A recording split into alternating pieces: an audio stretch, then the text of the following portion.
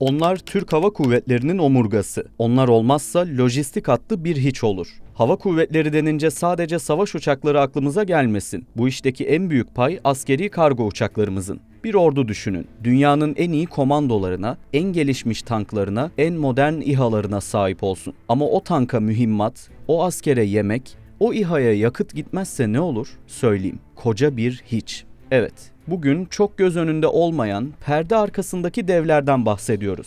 Hatta yakın zamanda yaşadığımız o elim kazayla yüreğimizi yakan ama bir o kadar da vazgeçilmez olan askeri kargo uçaklarımızdan. Envanter serimizin bu bölümünde Türk Hava Kuvvetleri'nin lojistik omurgası olan C-130, C-130J, CN-235, A-400M ve KC-135R askeri nakliye uçaklarımıza yakından bakıyoruz. Hazırsanız başlayalım.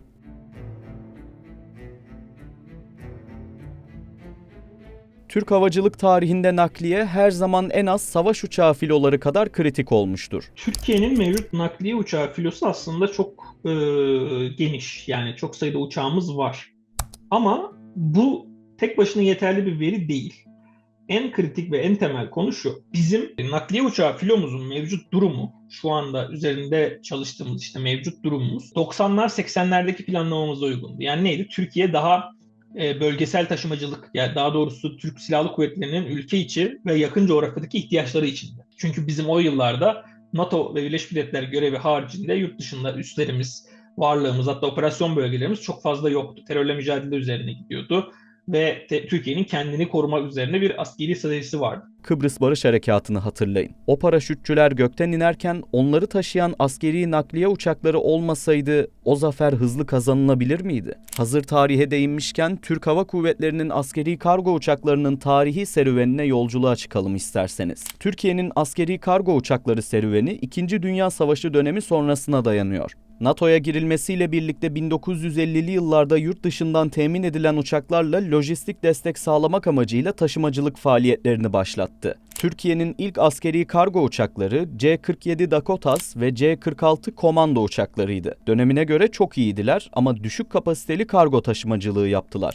1960'lı yıllarla devam edelim. O dönem Türkiye için önemli yıllardı. Çünkü Kıbrıs'ta Türk halkına zulümler giderek tırmanıyordu. Türkiye'nin olası harekat için hava lojistiği yetersizdi. Bu yüzden bu dönemde Türk Hava Kuvvetleri daha büyük ve daha güçlü kargo uçaklarına yatırım yaparak lojistik kapasitesini önemli ölçüde artırmaya gitti. 1964'te son zamanlarda adını çokça duyduğumuz C-130 Herkül uçakları envantere katıldı. Türk Hava Kuvvetleri'nin bu efsanevi uçağın dünyadaki ilk kullanıcılarından biri olduğunu da hatırlatalım. Az önce de bahsettiğimiz Kıbrıs detayında 1974 Kıbrıs Barış Harekatı'nda Kayseri'den kalkan C-130'lar paraşütçülerin adaya indirilmesinde ve lojistik destekte hayati bir rol oynadı. Bu uçakları ilerleyen dakikalarda detaylıca ele alacağımızı da söyleyelim. Kıbrıs Harekatı'nda C-130'la beraber bir uçak daha harekatın kilit uçaklarındandı. Bu uçak Transal C-160. Alman ve Fransız yapımı. Türk Hava Kuvvetleri envanterine 1971 yılında girdi. Almanya'nın askeri yardımları kapsamında 20 adet alındı. Ancak bu uçaklar şu anda kullanılmıyor. Emekliye ayrıldılar. Sadece bir tanesi elektronik savaş göreviyle hizmete devam ediyor. Gelelim yakın tarihimize. 1990'lı yıllarda C-130 uçakları envantere dahil olmaya devam etti. 1991'de yardım kapsamında 6 adet C-130B hizmete girdi. C-130 alımı bununla sınırlı kalmadı. 2012 yılında Suudi Arabistan'dan 6 adet C-130E Herkül uçağı daha envantere dahil edildi. 1990'lı yıllarda envantere yeni bir oyuncu daha dahil oldu. CN-235 nakliye uçağı. Türkiye ile İspanya ortaklığında üretilen uçak hala nakliye filosunun en kalabalık üyesi. Günümüze doğru daha da yaklaşıyoruz. 2000'li yıllara geldiğimizde Türkiye'nin ihtiyaçları değişti. Artık sadece sınır içinde değil, Somali'den Katar'a, Libya'dan Afganistan'a kadar kıtalar arası bir güç aktarımı gerekiyordu. İşte bu noktada sahneye filonun en büyüğü A-400M yani namı diğer Koca Yusuf ortaya çıktı. 2013'te başlayan teslimatlarla Türkiye toplam 10 adet A400M'yi filosuna ekledi. İsterseniz bu uçakların özelliklerini ve kabiliyetlerini inceleyelim. Zira hepsi birbirinden ayrı, hava kuvvetlerimizin omurgasında kilit rol oynayan öneme sahip. C-130'la başlayalım. Amerikalı Lockheed Martin şirketi tarafından üretilen havacılık tarihinin en ikonik uçağı. Hava kuvvetlerimizde de önemli bir yere sahip. 1964'ten beri Türk semalarında. Dile kolay. Yarım asırdan fazla. C-130 Herkül, Türk Hava Kuvvetleri'nin envanterine ilk olarak 1964 yılında girmiş ve o günden bugüne yarım asırdan uzun süredir güvenle hizmet veren gerçek bir emektar uçak desek yanlış olmaz. Türk Hava Kuvvetleri'nde 18 adet C-130 aktif olarak kullanılıyor. Uçağın teknik özelliklerine hızlıca göz atalım. Uzunluğu 29.79 metre. O devasa kanatlarının açıklığı ise 40.41 metreyi buluyor. Yerden yüksekliği derseniz 11.66 metre. Peki bu koca gövde nasıl havalanıyor? İşte orada devreye her biri 4590 şaft beygir gücünde olan 4 adet Allison T56A15 turboprop motor giriyor. Bu motorlar sayesinde uçak maksimum 70 tona kadar kalkış ağırlığına ulaşarak pistten teker kesebiliyor. Gökyüzünde saatte 592 kilometre seyir hızı ile ilerliyor ve 33.000 feet irtifaya kadar tırmanabiliyor. Menzili de oldukça etkileyici. Tek seferde 3800 kilometre yol kat edebiliyor. 20.000 kilogram kadar yükü sığdırabiliyor ya da operasyon bölgesine gidecek 92 tam teçhizatlı askeri sorunsuzca taşıyabiliyor. Peki bu uçaklar eskimedi mi dediğinizi duyar gibiyim. Bizleri yasa boğan, 20 askerimizi şehit verdiğimiz 11 Kasım 2025 tarihinde gerçekleşen kazadan sonra bu sorular çokça soruldu. Evet.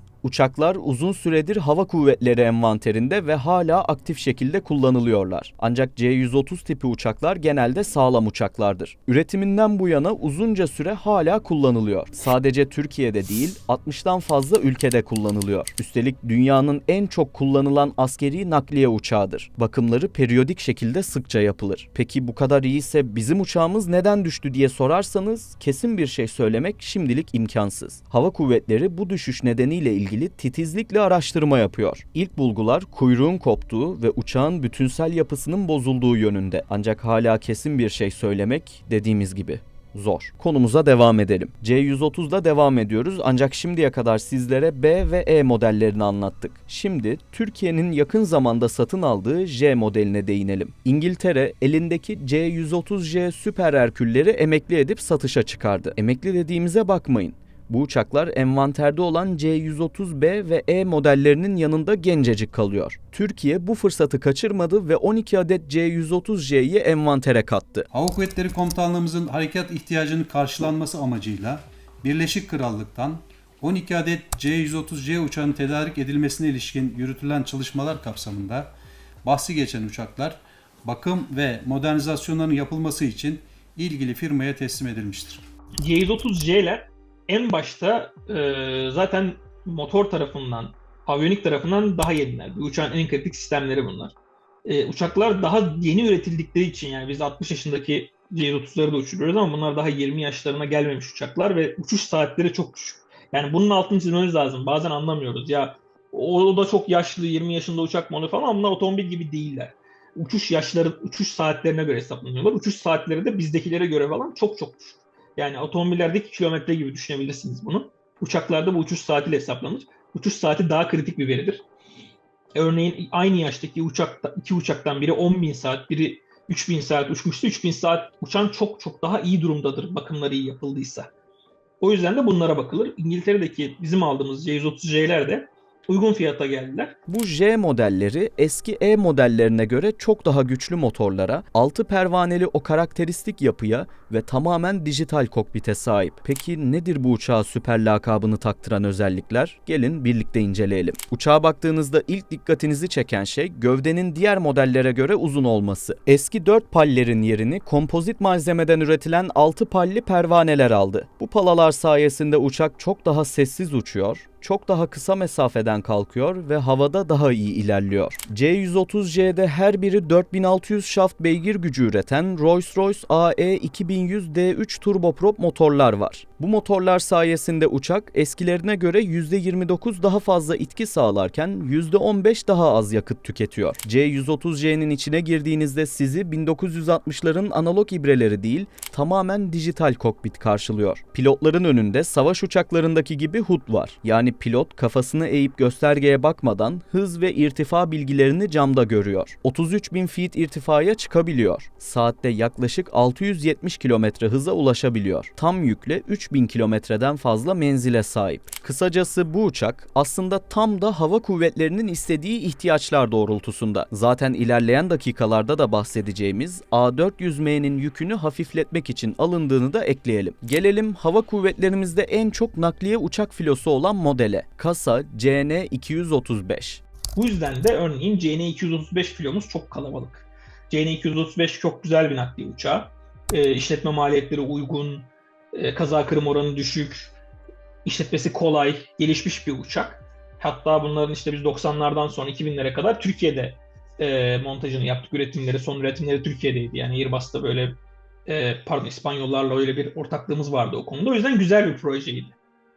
50'den fazla uçağı envantere aldık. Yaklaşık 60 tane, 9 tane de kalmış olması lazım. TUSAŞ'ın lisans altında ürettiği bu uçaklar filonun İsviçre çakısı gibi tabiri caizse. Kargo taşır, paraşütçü atar, yaralı taşır. Hatta bazıları elektronik harp, bazıları deniz karakol uçağına dönüştürülmüştür. Yakıt tasarrufludur. Her yere sığar, her yere iner. Çok rollüdür anlayacağınız ve deniz kuvvetlerinin vazgeçilmezidir. Türkiye 49 adet CN-235 ile dünyanın en büyük filosuna sahip. Uzunluğu 21.40 metre, kanat açıklığı ise 25.81 metre, yüksekliği de 8.18 metre ile daha alçak bir profile sahip. Gökyüzündeki gücünü ise kanatlarında taşıdığı 2 adet General Electric CT7-9C turboprop motorundan alıyor. Her biri 1750 şaft beygir güç üreten bu motorlar uçağı 16.500 kilogram maksimum kalkış ağırlığına kadar çıkarabiliyor. Performansına gelince, saatte 450 km seyir hızıyla süzülen bu uçak 25.000 feet irtifaya kadar tırmanabiliyor. Küçük dev lakabını hak edecek şekilde tek seferde yaklaşık 6 ton yükü sırtlayabiliyor. Eğer personel taşıyacaksa 44 tam teçhizatlı askeri veya paraşütçüyü hedefine ulaştırıyor. Menzili ise göreve göre değişmekle birlikte yaklaşık 4355 kilometre mesafeye kadar uzanabiliyor. Filonun bir diğer oyuncusuna bakalım. Koca Yusuf'a.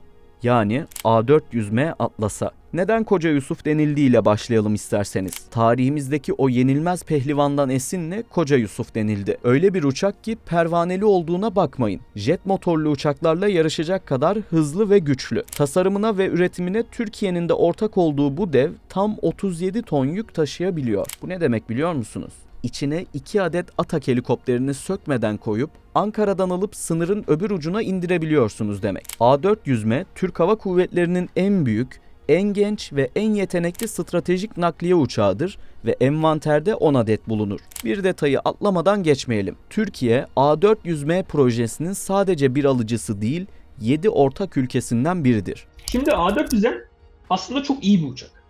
Yani turboprop motorlu bir uçak olmasına rağmen jet motorlu uçaklar kadar, turbofan motorlu uçaklar kadar hızlı uçabiliyor neredeyse. Bu da şu anlama geliyor. Daha uygun maliyetli bir uçuş operasyonuyla siz motor tarafı için söylüyorum turboprop motorlarla turbofan motorlu uçaklar kadar hızlı gidiyorsunuz. Bu bir avantaj sağlıyor size. Bunun dışında 37 tonluk bir maksimum kapasitesi var. Ve mevcut uçaklarımızın tamamından daha uzun menzile gidebilen bir uçak. Yük miktarına bağlı olmakla birlikte işte atıyorum Somali'ye gidip gelebilir. Daha uzak coğrafya, Güney Afrika'ya gidip gelebilir. Güney Kore'ye gidip gelebilir bu uçak. Bunların hepsi ciddi bir avantaj. Çünkü mesele nakliye uçaklarında sadece menzil veyahut da sadece maksimum yük kapasitesi değil. İşte atıyorum 20 ton yükle, yani kaç kilo yükle kaç kilometre gider diye bir matrisi var. O grafik bizim için önemli. Orada A400M çok avantajlı bir uçak. Tabii yeni bir uçak. Aviyonikleri falan çok yeni. Dediğimiz gibi turboprop olmasına rağmen hızlı, kapasitesi yüksek, hacmi geniş. Bunların hepsi geldiği zaman da otomatik olarak uçağın hem kendi maliyeti hem işletme maliyetinin yüksek olması doğal. Diğer 6 ülke ise Almanya, Belçika, Fransa, İngiltere, İspanya ve Lüksemburg'tur. A400M projesi 1990'lı yıllarda Avrupa'nın askeri nakliye kapasitesini artırmak amacıyla başladı. Airbus 2003 yılında A400M'nin ilk prototipini üretmeye başladı. Türkiye, A400M projesine ilk başta bir ortak ülke olarak katıldı. Türkiye'nin uçak siparişi ve üretim sürecindeki rolü büyük. TUSAŞ, A400M'nin ön orta gövdesini, kuyruk konisini ve kanatlarının bazı parçalarını üretti. Koca Yusuf'un özelliklerine bakalım. Hava kuvvetlerinin stratejik gücü A400M, uzunluğu 45.1 metre, kanat açıklığı ise 42.4 metre, yüksekliği de 14.7 metre ile oldukça heybetli bir görünüme sahip. Gökyüzündeki gücünü ise kanatlarında taşıdığı 4 adet Europrop TP400D6 turboprop motorundan alıyor. Bu motorlar uçağı 141 ton maksimum kalkış ağırlığına kadar çıkarabiliyor. Performansına gelince, bu motorlar sayesinde saatte 780 km seyir hızıyla süzülen bu uçak 40.000 feet irtifaya kadar tırmanabiliyor. Stratejik nakliye uçağı tanımını hak edecek şekilde tek seferde maksimum 37.000 kilogram yani 37 ton yükü sırtlayabiliyor. Menzili ise tam yükle havalandığında yaklaşık 3.300 kilometre mesafeye kadar uzanabiliyor. Büyük uçaklar genellikle uzun, beton pistlere ihtiyaç duyarken A400M ihtiyaç duymaz. Hazırlanmamış, toprak veya çim pistlere inip kalkabilme yeteneği vardır. Ayrıca Türkiye'nin A400M'leri modernize edebilme yetkisine sahip olduğunu da ekleyelim. Modernize demişken burada bir parantez açmazsak olmaz. Kayseri 12. Hava Ulaştırma Ana Üs Komutanlığı sadece bir üs değil, adeta bir fabrika. Türkiye elindeki eski C-130'ları Erciyes projesiyle modernize etti. Yazılımları, görev bilgisayarları tamamen Türk mühendisleri tarafından TUSAŞ ve Kayseri'deki 2. Hava Bakım Fabrikası'nda yenilendi. Dünyada kendi nakliye uçağını bu seviyede modernize edebilen nadir ülkelerdeniz. Uçaklar 6 yılda bir kez bu fabrikalarda bakıma girerler. Bu bakım gerekirse 6 ay ila 1 sene aralığında sürer. Uçağın her bir parçası incelenir. Gerekirse her bir vidası sökülür, yenilenir. Bu bakımları da alanında uzman astsubaylarımız yapar diyelim ve devam edelim. Son uçak KC-135R. KC-135'ler gerçekten bu iş için çok iyi yapılmış uçaklardan biri ve bizim bunları bakım onarım kabiliyetlerimiz de çok yüksek. Bu yüzden KC-135'lerin bir süre daha envanterde göreve devam etmesini bekliyoruz ancak yaşlandıkları gibi bir durum da var.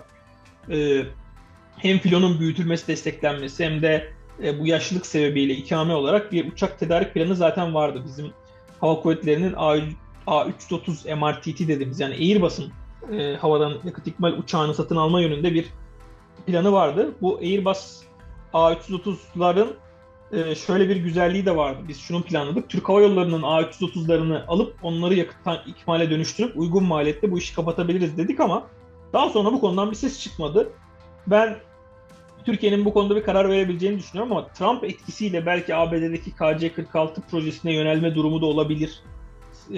Şu an orası biraz muallak ama KC-46 veyahut da A330 MRTT'nin Türk Hava Kuvvetleri'ne geleceğini büyük ihtimal olarak verebiliriz yani biz muhtemelen. Çünkü bu çok büyük bir kabiliyet, çok kritik bir kabiliyet. Bu uçak aslında yakıt ikmal uçağı. Türk Hava Kuvvetleri'nin yakıt taşıma gücü diyebiliriz bu uçak için. Envanterde 7 adet bulunuyor. KC-135R Stratotanker. Ana görevi F-16 gibi savaş uçaklarına havada yakıt ikmali yapmaktır. Bu işleviyle gökyüzündeki benzin istasyonu gibi çalışıyor. Aynı zamanda lojistik filoya da destek sağlar. Yük kapasitesi 27.2 tona kadar paletli kargo taşıyabilen KC-135R görev konfigürasyonuna bağlı olarak 60 ila 120 personel taşıyabilir. Ancak bu uçak diğer nakliye uçaklarından farklı olarak bir arka yük rampasına sahip değildir. Bu nedenle büyük hacimli yükler taşıyamaz. Uzunluğu 41.5 metre, kanat açıklığı ise 39.9 metre. Yüksekliği de 12.7 metre ile oldukça heybetli bir duruşa sahip. Gökyüzündeki gücünü ise kanatlarında taşıdığı 4 adet CFM International F-108 CF-100 turbofan motorundan alıyor. Bu güçlü motorlar uçağı 146 ton maksimum kalkış ağırlığına kadar çıkarabiliyor. Jet motorları sayesinde saatte 853 km seyir hızıyla süzülen bu uçak 50.000 feet irtifaya irtifaya kadar tırmanabiliyor. Menzili ise yaklaşık 2400 kilometre yarıçapında görev yapıp geri dönebilecek kapasitededir. Ancak transfer uçuşlarında bu mesafe 17.000 kilometreyi aşabilir. Hava kuvvetlerimizin operasyonel yeteneği için oldukça yetenekli bir uçaktır diyebiliriz. İşte böyle. Şöyle bir tabloya baktığımızda Türk Hava Kuvvetleri'nde toplam 96 adet nakliye uçağı var ve bu uçakların toplam taşıma kapasitesi 1372.6 ton. Bu rakam Almanya, Fransa ve İngiltere'ye nazaran daha düşük kalsa da Türkiye dünyada en iyi nakliye filosuna sahip 9. ülke. A400M sayesinde operasyonel yeteneği de arttı Türkiye'nin. Artık Libya'ya, Katar'a, Somali gibi uzak coğrafyalara hava köprüsü kurarak ulaşabiliyor. Envantere yeni dahil olacak 12 adetlik C-130J-30'larla birlikte görev kabiliyeti daha da hafifleyecek ve artacak. Unutmayalım ki lojistik biterse en modern ordular bile durur. Türkiye'nin nakil uçakları da sadece askeri değil, aynı zamanda afet ve acil durumlarda kritik roller oynuyor. Peki sizce hava kuvvetlerimizin omurgasını oluşturan uçaklar yeterli mi? C-130J yerine tekrardan A400M alınmalı mıydı? Yorumlara sizleri de bekliyoruz. Bir sonraki envanter videomuzda görüşmek üzere. Hoşça kalın.